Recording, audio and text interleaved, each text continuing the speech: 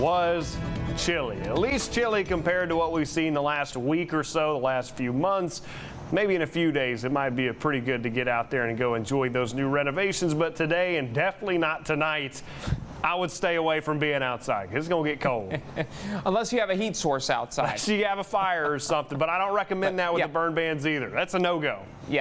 Don't burn if you can help it, because unfortunately it is dry and it's going to get drier at least over the next few days. Now this weekend, lots of mysteries to solve there, but we will.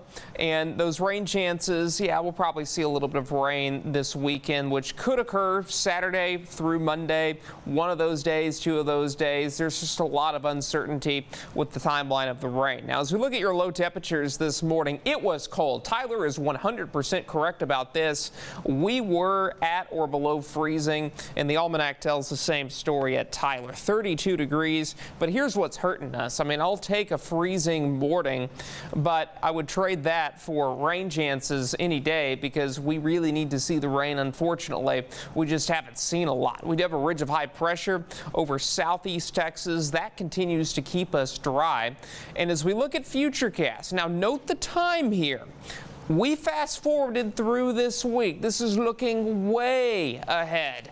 We're starting this at 6 o'clock Saturday morning, because this is where Futurecast is actually worth showing you something over, because that's when we have our next chance of rain in the forecast. Now, as we look towards 5 o'clock Saturday, this is really dried up for the day Saturday.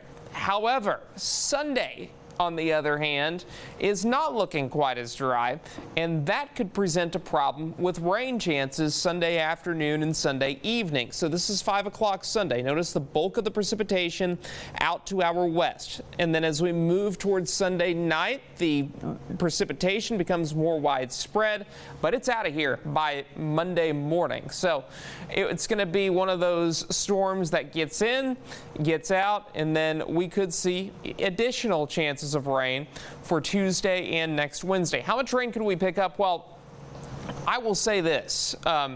It's hard to pinpoint rain chances this far out, but we could see up to 2 inches in some locations. Most of you probably see about a ½ inch to an inch of rainfall as this storm system moves through. But again, a lot can change with this forecast, and a lot will change between now and then. But it looks like Sunday is probably going to be the better bet for rain chances here in East Texas. But low temperatures tonight, we will be falling into the lower 30s. High temperatures tomorrow afternoon in the upper 60s and lower 70s. So it is chilly tonight. It is warmer tomorrow. And as we look at the next 6 to 10 days, we're looking at temperatures at or above normal.